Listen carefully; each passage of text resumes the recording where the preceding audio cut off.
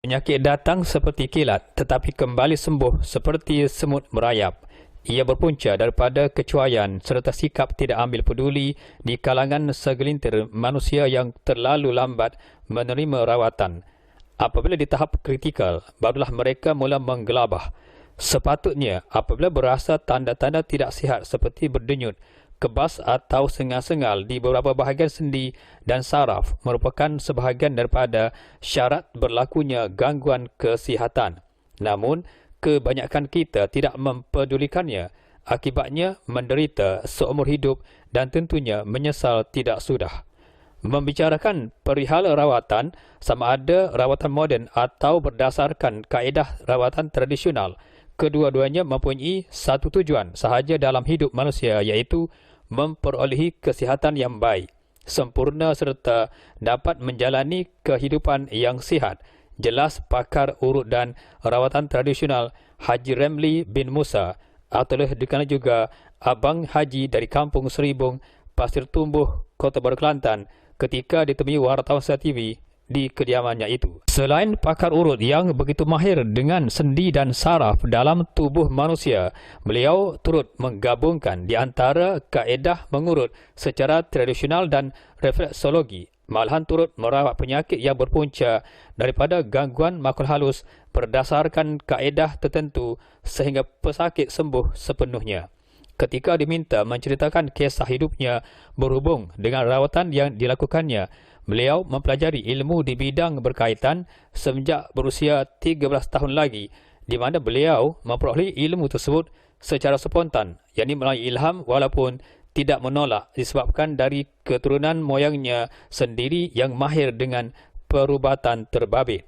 Apatah lagi, sejak kecil beliau sendiri amat berminat untuk berbakti kepada orang yang memerlukan pertolongan, walaupun pada masa itu beliau masih belum memahami apa-apa tentang rawatan yang dimaksudkan. Pengalaman pertama saya semasa merawat pesakit strok, di mana dalam hati saya berharap penyakit ini sembuh dengan segera. Selepas itu, saya merawat penyakit busung, yakni uluran, terutama di kalangan kanak-kanak yang berpenyakit batu zakar besar sebelah. Kaedah rawatan saya ialah dengan memohon doa meminta Allah memperkenankan harapan saya supaya penyakit itu sembuh seperti sedia kala. Ujarnya yang juga pernah berlakon dalam sebuah drama tempatan sebagai pelakon tambahan. Namun, disebabkan beliau masih belum dikenali, menyebabkan rawatan yang dilakukannya seperti tenggelam dan timbul silih berganti kerana masih belum lagi memiliki ilmu yang secukupnya di bidang terbabit. Berikutan minat yang semakin mendalam ditambah pula dengan usahanya yang tidak pernah jemu kerana telah berjaya menyembuhkan penyakit yang dianggap tenat pada masa itu. Beliau mula mempelajari kaedah mengurut daripada bapanya, dan semenjak itu juga minatnya dalam bidang mengurut semakin menyerlah.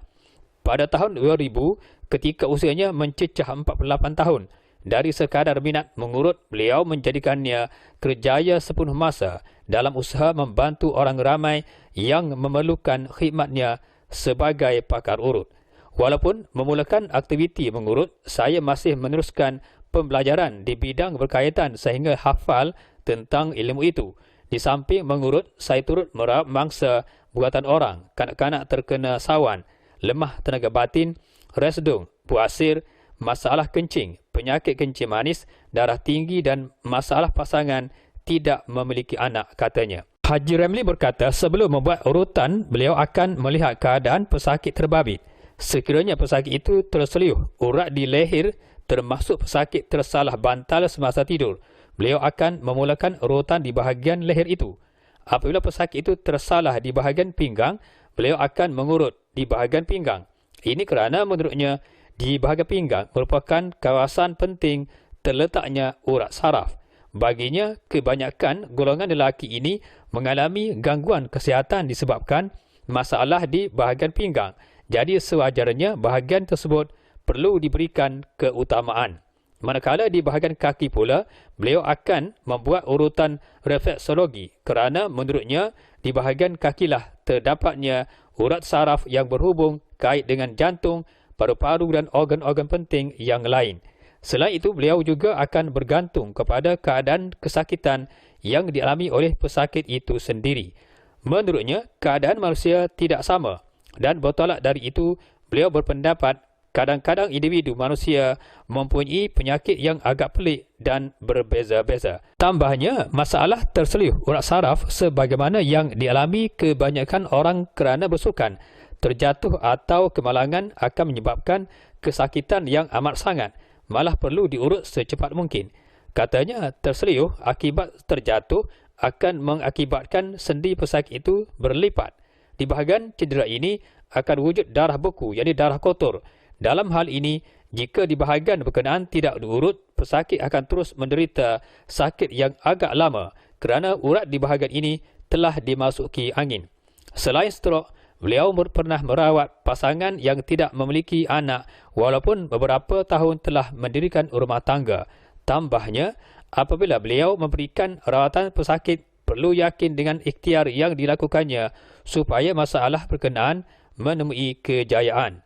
Katanya, walaupun terdapat individu yang pernah menerima rawatan di hospital, jika belum sembuh juga, cuba-cubalah dengan rawatan tradisional. Ini kerana menurutnya, kadang-kadang ada jenis-jenis penyakit sembuh di hospital dan kadang-kala sembuh dengan rawatan tradisional. Ini bermakna di antara rawatan tradisional dengan moden perlu seiring. Terangnya lagi, bagi individu yang telah lama mendirikan rumah tangga tetapi gagal mendapat zuriat, kedua-dua pasangan tersebut diminta datang berjumpa dengannya. Penting untuk melihat keadaan pasangan untuk mengenal pasti adakah suami isteri itu yang bermasalah. Menurutnya, kegagalan memperolehi cahaya mata berkait rapat dengan masalah hormon atau kelemahan hormon sama ada di pihak suami maupun isteri. Kadang-kadang, keadaan hormon di pihak isteri tersekat atau terhalang oleh sesuatu sebab tertentu. Jika wujud halangan hormon di pihak isteri, beliau akan meminta si wanita itu meminum air tawar yang telah diisikan dengan wirid dan doa dari ayat-ayat suci Al-Quran. Saya pernah merawat pesakit yang mengalami sesak nafas. Puncanya disebabkan tulang rusuk mangsa tersepit di antara kedua-duanya. Disebabkan masalah pernafasan itu menyebabkan oksigen tidak dapat mengalir masuk ke bahagian paru-paru. Selepas itu, saya menggunakan kaedah urutan di kedua-dua tulang rusuk menurut cara yang tidak menyakitkan dan disukai pesakit, jelasnya. Selain itu, beliau juga turut membuat rawatan penyakit kulit, di mana penyakit ini berpunca daripada keadaan darah yang kotor. Kaedah yang diamalkannya ialah dengan memberikan ubat tradisional yang dihasilkannya sendiri kepada pesakit, di mana bahan-bahan resipinya adalah terdiri dari hormon tumbuh-tumbuhan. Jika pesakit enggan menerima rawatan darinya atas sebab-sebab tertentu, beliau menasihatkan pesakit supaya mendapatkan rawatan di klinik atau hospital. Di samping itu, penyakit gastrik atau dialek Kelantan disebut medu adalah berpunca daripada keturunan yang diakibatkan masalah gangguan angin dalam badan. Walaupun telah dirawat secara moden, penyakit ini tidak akan sembuh sepenuhnya. Oleh kerana penyakit ini disebabkan angin dalam badan, perlulah pesakit berpantang. Setakat ini penyakit medu yang dirawatnya sembuh seperti sedia kala kerana beliau berpegang kepada kata-kata Nabi SAW bahawa setiap penyakit itu ada ubatnya. Cara rawatan itu adalah penting. Jika kena dengan kaedahnya, insya-Allah penyakit yang dihidapi pasti sembuh. Perumpamaan beliau berhubung masyarakat sekarang seperti sebuah kenderaan. Katanya, individu sekarang lebih menitik beratkan kenderaan daripada dirinya sendiri. Contohnya, apabila kenderaan mengalami kerosakan, kenderaan tersebut dibaiki dengan segera. Kononnya, jika kenderaan sakit, perjalanannya juga tidak sempurna.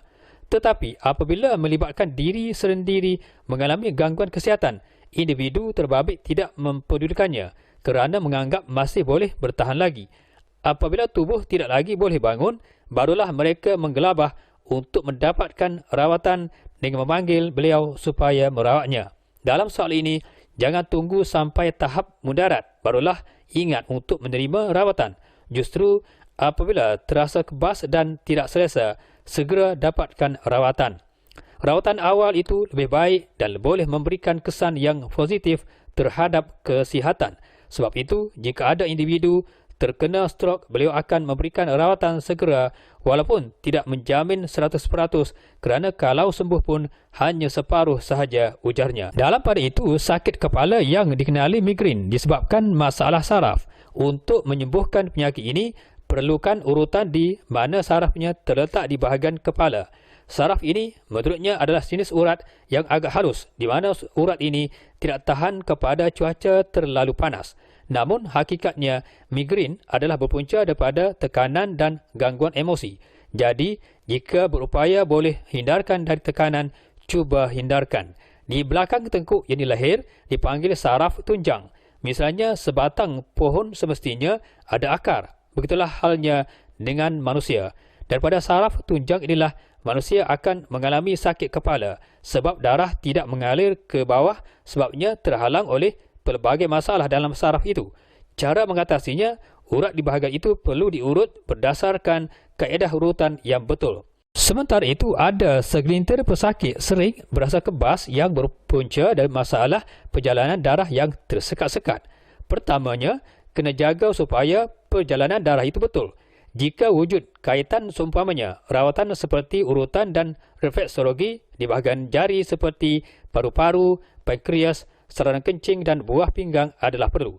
Ini kerana kalau ingin disebutkan sehingga berpuluh-puluh urat dan saraf di tapak kaki, manakala dalam satu tangan mempunyai 12 jalur urat saraf seperti paru-paru, usus, jantung, buah pinggang serta injap dalam jantung.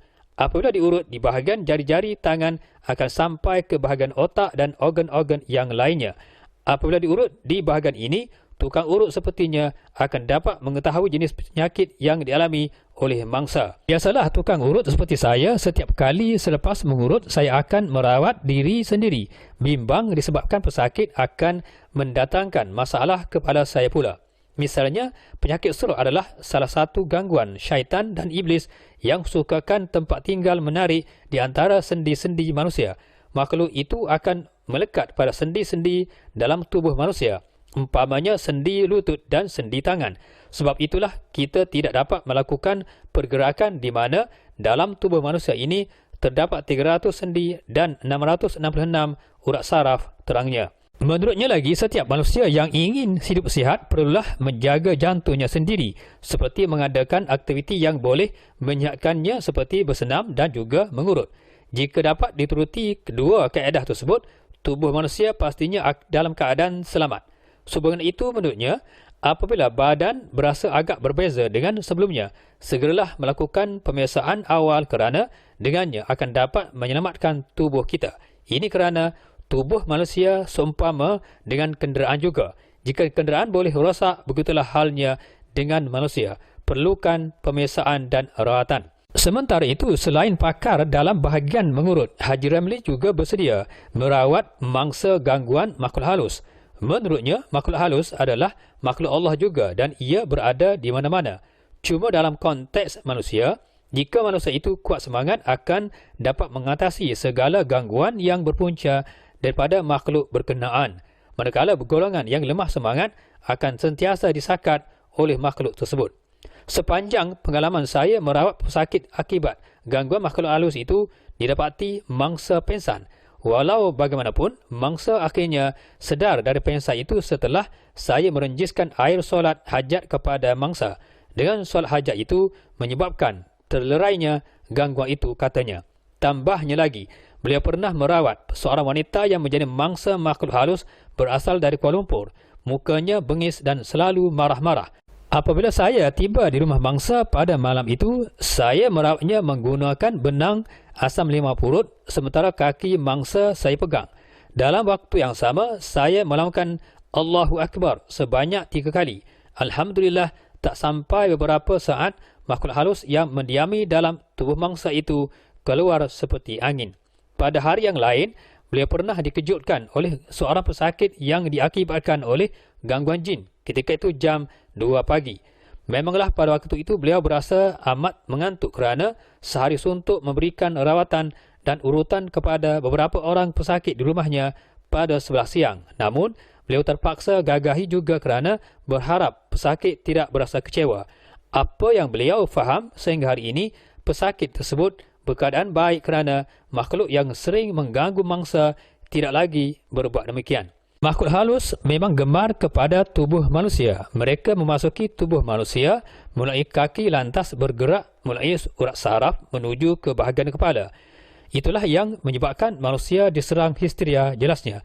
Apabila ditanya tentang histeria dan santau, beliau menjelaskan bahawa histeria disebabkan sikap manusia sendiri yang cuba mengganggu tempat tinggal makhluk halus itu. Kebanyakan mangsanya terdiri daripada kaum Hawa walaupun tidak menolak kaum lelaki juga terkena gangguan ini kerana lemah semangat.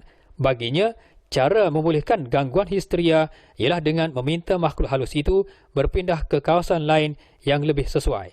Sementara santau pula, beliau menyarankan kepada individu yang menaruh perasaan dendam kepada individu lain supaya tidak melakukan pekerjaan terkutuk itu. Sebab perbuatan berkenaan adalah berdosa. Jika ada individu tertentu berniat untuk berbuat demikian, perlulah berfikir secara matang untuk tidak melakukannya. Ditanya tentang sambutan pesakit terhadap kaedah mengurut dan rawatan lain, beliau menjelaskan bahawa setakat ini keyakinan pesakit terhadap rawatan yang dilakukannya amat menggalakkan disebabkan urutan dan rawatan yang dilakukannya agak berkualiti dan sempurna. Baginya, uang upah rawatan adalah nombor 2. Tetapi baginya pula niat untuk berkhidmat dan memberikan pertolongan itu adalah paling utama. Katanya, apabila kita membuat rawatan dengan sempurna, pesakit akan cari kita kerana menganggap kita mampu melakukannya yang terbaik. Kebanyakan pesakit yang pernah menerima rawatan darinya terdiri daripada menteri dan beberapa orang kenamaan, ahli politik, anggota polis dan bekas ketua turus Angkatan Tentera Malaysia. Menurutnya, walaupun sewajarnya pesakit perlu datang ke rumahnya untuk menerima rawatan, namun jika keadaan pesakit itu agak tidak mengizinkan untuk berbuat demikian, beliau akan menemui pesakit berkenaan. Namun, baginya jika beliau perlu merawat di rumah pesakit, keluarga pesakit itu sendiri yang datang menjemputnya. Kesempatan ini akan digunakannya untuk memagar kawasan kediaman mangsa supaya tidak lagi gangguan makhluk halus luar datang mengganggu. Khidmat seumpamanya, selain pesakit dari Kelantan sendiri, beliau pernah ke Kedah dan Perak untuk memagar rumah pesakit. Saya tidak meletakkan bayaran atas dasar ikhlas pesakit dan keluarga mereka. Bagi saya tidak pernah berkata tidak cukup. Namun, kadang-kadang saya pernah menerima bayaran RM30, RM50, malah pernah diberikan sebanyak RM100, bergantung kepada kemampuan dan keikhlasan pesakit itu sendiri, ujarnya. Beliau menyarankan kepada individu yang berharap kepada khidmatnya, sebaik-baiknya perlu datang sendiri kerana dengan kehadiran pesakit, beliau akan dapat mengetahui masalah sebenar. Setakat ini, bukan sahaja beliau merawat di rumah pesakit, namun menariknya, beliau juga membuat rawatan di hospital atas permintaan pesakit sendiri. Ini kerana tidak semua penyakit dapat diatasi oleh doktor. Justru dalam masa yang sama, khidmat rawatan alternatif juga diperlukan. Malahan, kadang-kadang rawatan alternatif menemui kegagalan. Jelas, rawatan moden dan alternatif perlu seiring kerana kedua-duanya saling perlu memerlukan. Haji Ramli turut menekankan tentang masalah penyakit yang menghantui manusia hari ini kerana sikap tidak peduli kalangan mereka sendiri. Orang-orang tua dahulu, walaupun ketiadaan pusat rawatan seperti hospital, namun usia mereka agak panjang sehingga 100 tahun. Malangnya, dewasa ini usia seperti itu semakin menurun akibat permasalahan pemakanan yang terdiri daripada bahan-bahan yang menyebabkan ramai yang mendapat sakit dan meninggal dalam usia muda. Perihal makanan yang dimakan oleh masyarakat kita sekarang tidak sebagaimana dulu. Masyarakat dulu memperoleh makanan yang bebas daripada bahan-bahan kimia dan racun. Sebab itulah usia mereka mencecah beratus tahun. Berbanding hari ini, teknologi makanan kini ternyata bergantung kepada bahan-bahan kimia dan racun dalam usaha menghindarkan masalah serangga perosak dan sebagainya.